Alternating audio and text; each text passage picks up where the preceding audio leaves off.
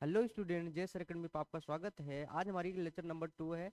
जैसा कि आप जान रहे हैं, हमारा लेक्चर नंबर 1 यूट्यूब पर पड़ा हुआ है। प्रश्नावली 1.1 के जितने भी एग्जाम्पल थे हमने समझा दिए। आज हम शुरू करते हैं प्रश्नावली 1.1, शुरुआत एकदम जीरो लेवल से। अगर आप हमारे चैनल पे नए हैं तो हमारे चैनल सब्सक्राइब करें, शेयर करें। आइए शुरू करते हैं। देखिए, जैसा कि आप जान रहे हैं, तो हमारा प्रश्नावली 1.1 से शुरू हो रहा है। निम्नलिखित संख्याओं का अभाज्य गुणनखंड के रूप में व्यक्त कीजिए। हम यहाँ पर क्या करते हैं, अभाज्य गुणनखंड के रूप में व्यक्त करते हैं। तो पहले हम क्या करते हैं, हमारे पास एक संख्या है 140। हमारे पास एक संख्या है 140। इसे हम क्या करते हैं, पहले ये पता करना होता है किससे काटें। 2 से काटे, 3 से काटे, 4 से काटे। तो अगर देखिए, पहला नंबर अगर सम संख्या है तो 100% 2 से ही कटेगी और किसी से नहीं कटेगी। तो हम पहले इसे 2 से काटते हैं। यह सम संख्या है। 2 7 14 और 0। फिर 2 तिहाई 6, 2 5 10। फिर 5 से, 5 सते 35। फिर 7 से, 7 एक नाम 7। अब क्या करते हैं, यहाँ पर लिखते हैं 140 का अभाज्य गुणनखंड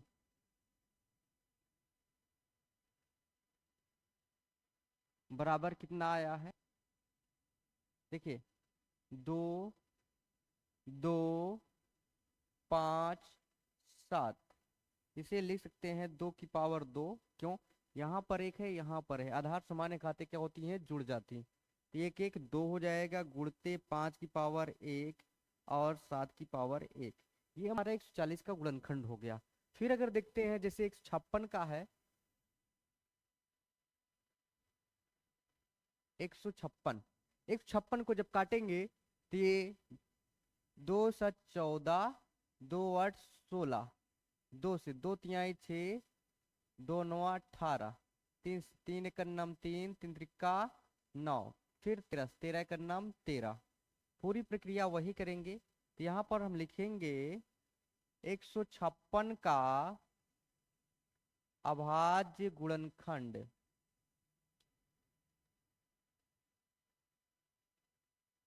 गुणनखंड तो क्या बना हमारा, 2 गुणते 2 गुणते 3 गुणते 13। तो 2 कितनी बार आया है, 2 बार आया। लिखेंगे 2 की पावर 2, 3 की पावर 1 और 13 की पावर 1। क्यों, 3 एक बार आया है, 13 एक बार आया है। अब आगे अगर हम बढ़ते हैं, जैसे हमारा यहाँ पर क्या है, सवाल नंबर 3। सवाल नंबर 3 पे 3825 अर्थात 3825 है। इसका जब गुणनखंड करेंगे तो पहले ये 2 से कटेगा नहीं। लास्ट में अगर आपको 5 दिखाई दे, बिना सोचे समझे उसे 5 से ही काट दीजिए। तो यहाँ पर क्या करेंगे, 5 से काटेंगे। 5 सते 35, 5 छंग 30, पंचम 25।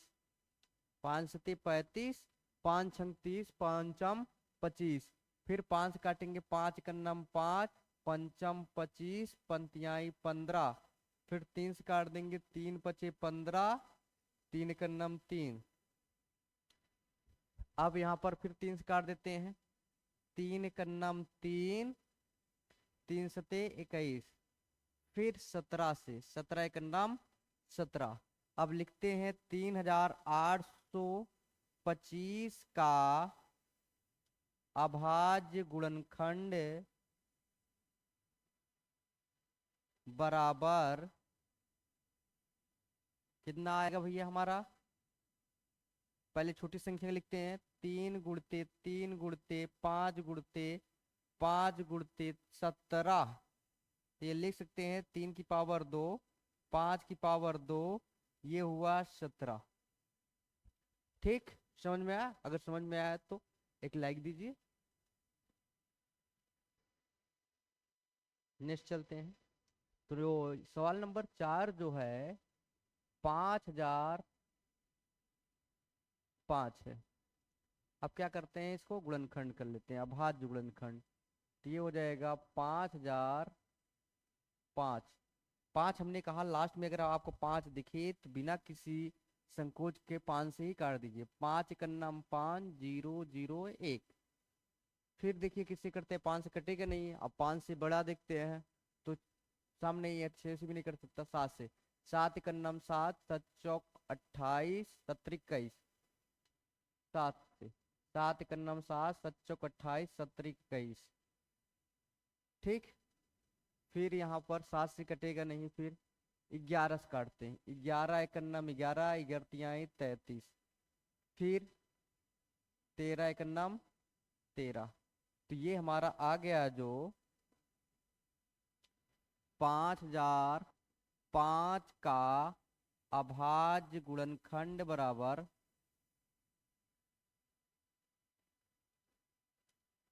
कितना आया, 5 × 7 × 11 × 13। सबकी घात 1 लगा देते हैं क्योंकि सब एक एक बार आए हैं। समझ में आ रहा है? देखिए सवाल नंबर इसके बाद 5 नंबर में क्या है, 7429, 7000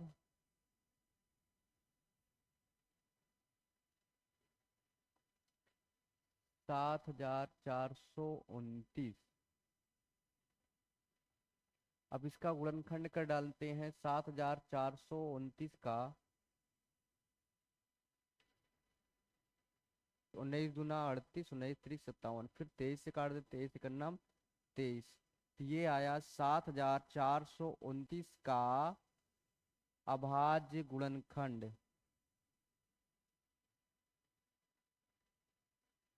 तो लिख सकते हैं 17 गुणते 19 गुणते 23, इसकी घात है, किसकी घात है, किसकी घात है।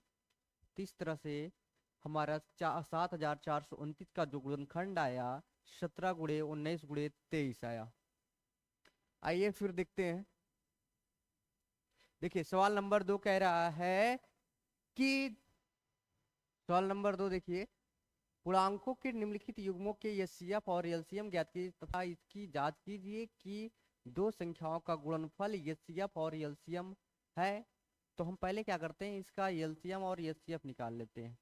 26 का गुणनखंड करते हैं तो 2 से काटेंगे आएगा 13, फिर 13 से काटेंगे आएगा 1, फिर 91 काटेंगे 7 से काटेंगे, 7 एकन्नम 7, 7 21, फिर 13 13 एकन्नम 13। इस तरह से हमारा 26 का जो गुणनखंड आ गया 2 गुणते 13, और 91 का जो गुणनखंड आया 7 गुणते 13। तो अब यहाँ पर हम क्या करेंगे, एचसीएफ निकाल लेते हैं पहले, एचसीएफ हाईएस्ट कॉमन फैक्टर, और इसमें दोनों में देख लेते हैं उभयनिष्ठ कौन है, अर्थात कॉमन कौन है। देख रहे हैं हमारा 13 है, तो 13 हमारा एचसीएफ हो गया।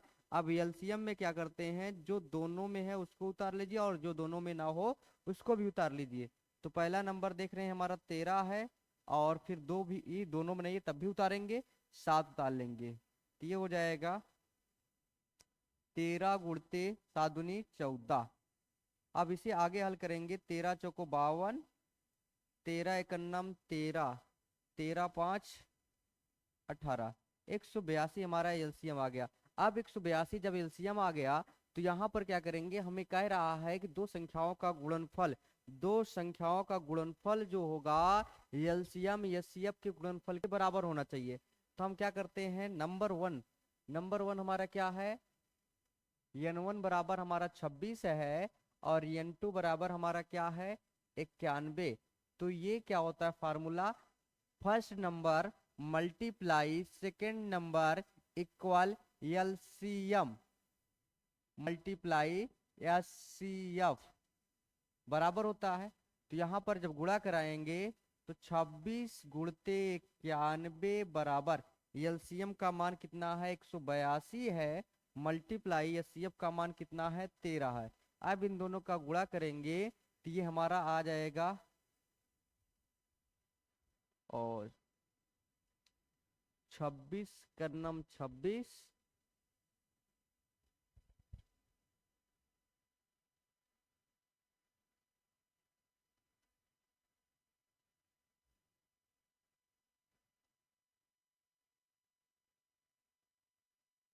26 गुणते 91, 23 66 आएगा, कितना आएगा 23 66, और इसका गुणा करा देते हैं तो कितना आता है, 182 मल्टीप्लाई 13, 2366। ये हम देख रहे हैं यहाँ पर हमारा जो है 2366 अर्थात first number multiply second number, और एलसीएम जो आया हमारा ये सीएफ दोनों को मल्टीप्लाई करें 2366, तो ये हमारा एलसीएम गुणते एचसीएफ बराबर first number multiply second number के बराबर होता है। अब यहाँ पर हम आगे जब चलेंगे तो ये हमारा मिलेगा क्या, सवाल नंबर 2, 510 का फैक्टर कर लेते हैं तो 2 से काटेंगे, 2 दूनी 4, 2 पन 10, 2 पन 10। अब जब लास्ट में 5 आ जाए तो बिना सोचे समझे उसे 5 से ही काट दीजिए। तो यहाँ पर क्या करेंगे, 5 से काटेंगे, 5 25, 5 कन्नम 5, 3 से काट देते हैं, 3 कन्नम 3, 3 सते 21, फिर 17, 17 कन्नम 17। अब 92 का गुणनखंड कर लेते हैं, तो काटेंगे 2 से, 2 चौक 8, 2 छंग 12, फिर 2 से काटेंगे, 2 दूनी 4, 2 तिहाई 6, फिर 23 से काट दे, 23 का नाम 23। अब यहाँ पर क्या करते हैं, 510 का जो हमारा गुणनखंड आया है 2 गुणते 3 गुणते 5 गुणते 17 आया है, और 92 का जो गुणनखंड आया है वो हमारा 2 की पावर 2 और 23 आया है। इन दोनों में अगर देखा जाए तो एचसीएफ जो हमारा आया है सबसे छोटी घात देखनी है, तो देख रहे हैं दोनों में 2 मिल रहा है, लेकिन सब छोटी घात हमारी 2 पावर 1 अर्थात 2। एलसीएम का अगर गुणनखंड करते हैं, एलसीएम एलसीएम बराबर हो जाएगा, जो मिले वो भी, जो ना मिले वो भी, लेकिन सबसे बड़ी घात को देखते हुए भी उतारना है, छोटी घात नहीं। यहाँ पर 2 की पावर 2 गुणते 3 गुणते 5 गुणते 17 और गुणते 23, इन सब का अगर गुणा कर देते हैं, देखते हैं आता कितना है। तो यहाँ पर हो जाएगा 2 दूनी 4 गुणते 4 गुणते 3 गुणते 5 गुणते 17 गुणते 23, ये हमारा जो एलसीएम आ गया 23,460, 23,460। अब क्या करते हैं, इसका हम सिद्ध करते हैं फर्स्ट मल्टीप्लाई सेकंड बराबर एलसीएम गुणे एचसीएफ, n2 गुणते n1 बराबर एलसीएम गुणते एचसीएफ। n2 का मान कितना है 92, और ये 510 बराबर एलसीएम का मान कितना है 23,460 मल्टीप्लाई 2। अब इन दोनों का गुणा करके लिख लेते हैं, जो हमारा आंसर आएगा वो राइट होगा। 92 गुणते 510 46,960, सॉरी 46,920 बराबर, इन दोनों को गुणा कर देते हैं 23,460 मल्टीप्लाई 2, 46,920, 46,920। इस तरह से हमारा 2 सवाल, और इसी के आधार पे आपको ये हम होमवर्क के लिए दे रहे हैं, और इसे हल करके कल कमेंट में आप लोग बताइएगा इसका आंसर कितना आएगा। इस प्रकार से आइए देखते हैं, कह रहा भाज्य गुणनखंड विधि द्वारा निम्नलिखित आप पूर्णांकों के एलसीएम और एचसीएफ ज्ञात कीजिए।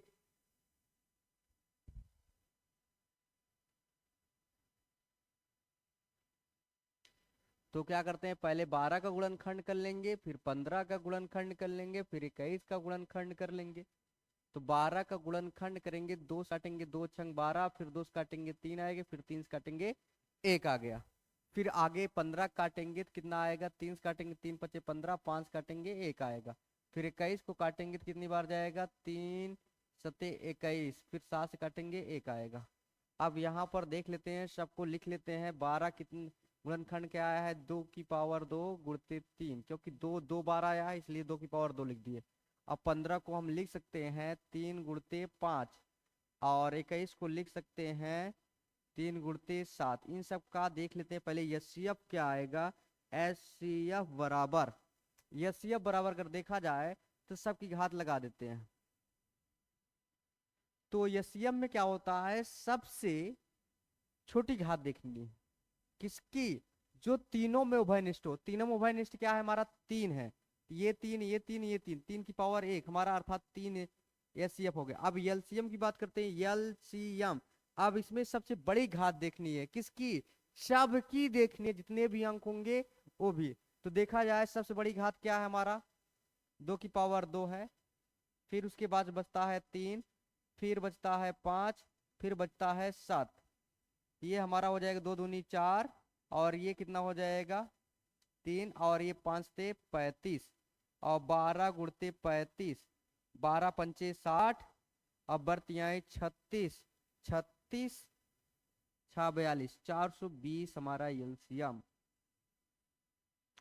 इसी प्रकार इसको लगाते हैं, 17 का गुणनखंड कर लेंगे भाज, 23 का गुणनखंड कर लेंगे, और 29 का गुणनखंड कर लेंगे। भैया 17 से काटेंगे तो एक बार जाएगा, 23 से काटेंगे एक बार जाएगा, 29 से 29 को काटेंगे तो एक बार जाएगा।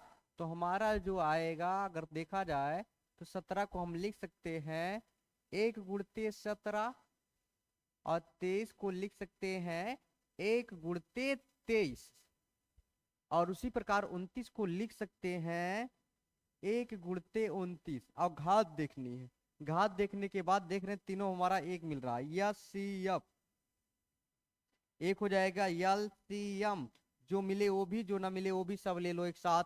तो 17 गुणते 23 गुणते 29, और गुणा करके जो आएगा वही हमारा एलसीएम हो जाएगा।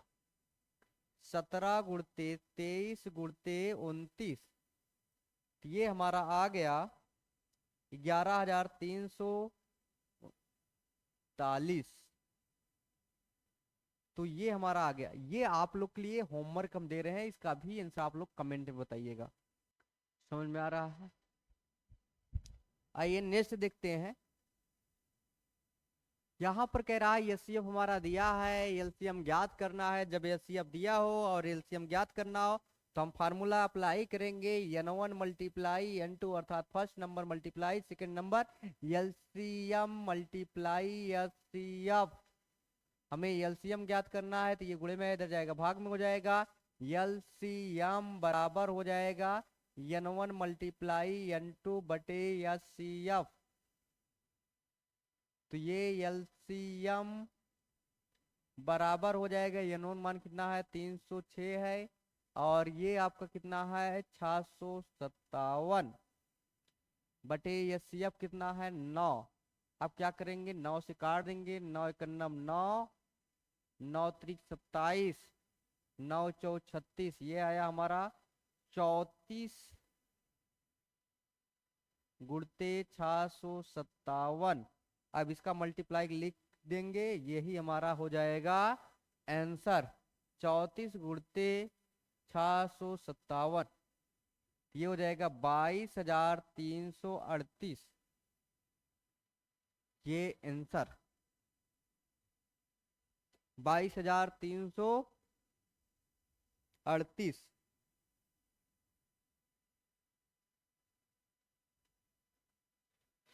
चले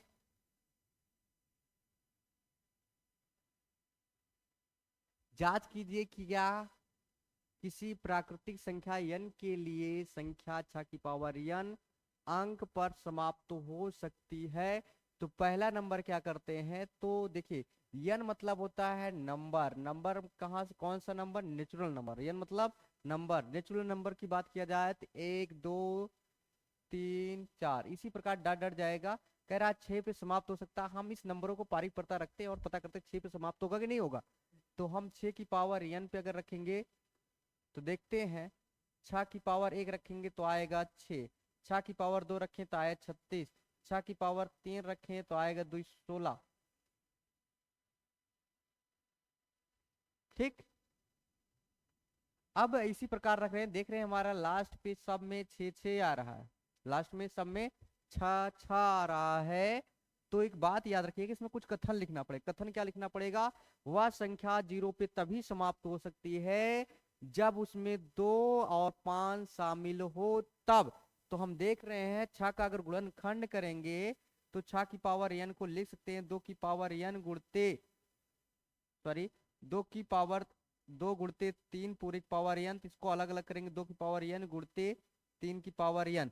ये देखिए, अब ये जीरो तभी समाप्त हो सकती है जब यहाँ पर एक संख्या और होती 5 n, तो 5 दूनी 10 होता, तो यहाँ पर 6 n जीरो पर नहीं समाप्त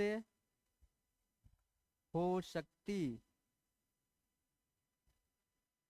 है, क्योंकि क्योंकि जीरो अंक पर समाप्त होने के लिए समाप्त होने के लिए 2 और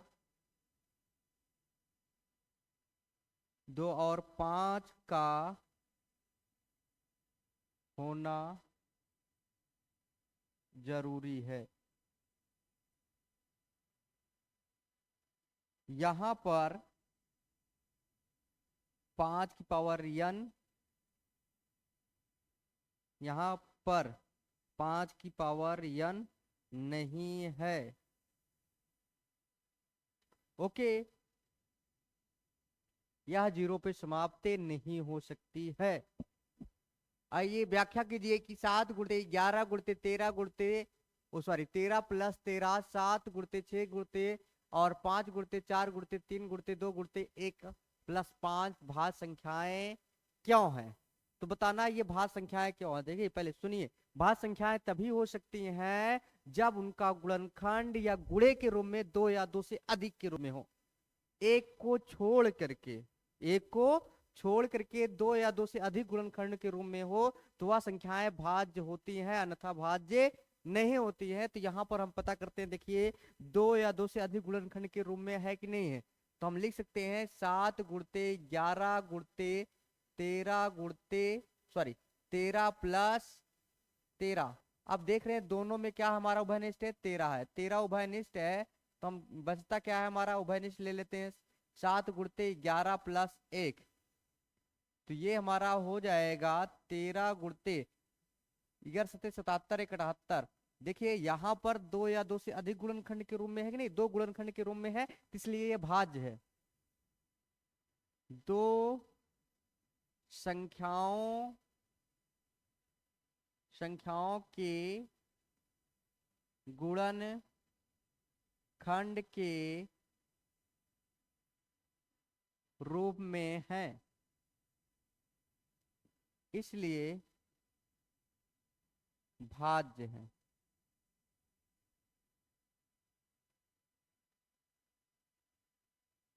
नेक्स्ट सवाल देख लेते हैं। 7 गुणते 6 गुणते 5 गुणते 4 गुणते 3 गुणते 2 गुणते 1 + 5।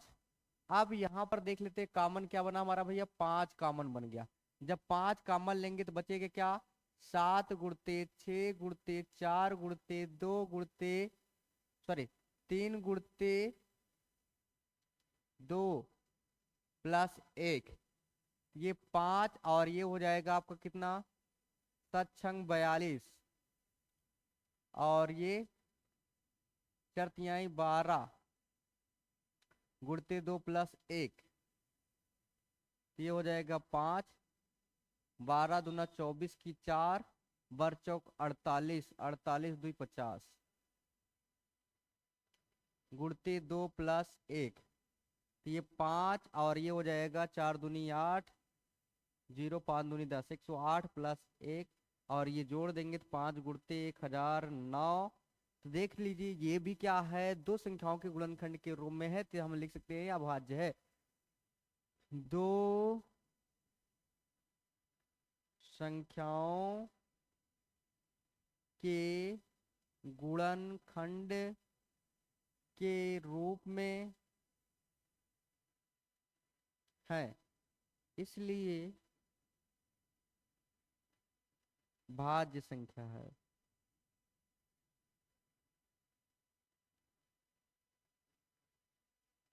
नेक्स्ट सवाल देखिए, कह रहा है किसी खेल के मैदान के चारों ओर एक वृत्ताकार पथ है, इस मैदान का एक चक्कर लगाने में सोनिया को 18 मिनट लगते हैं, जबकि इस मैदान का एक चक्कर लगाने में रवि को 12 मिनट लगते हैं। मान लीजिए दोनों मैदान एक ही स्थान और एक ही समय पर चलना प्रारंभ करके एक ही दिशा में चलते हैं। मान कह रहा है एक वृत्ताकार पथ है, एक वृत्ताकार पथ है और इस पथ पर क्या कर रहे हैं, सोनिया और में से सोनिया को 18 मिनट लगते हैं, रवि को 12 मिनट लगते हैं। यहाँ पर मान लीजिए सोनिया है, सोनिया को जो टाइम लग रहा है, समय लग रहा है वो 18 मिनट लग रहा है। कितना?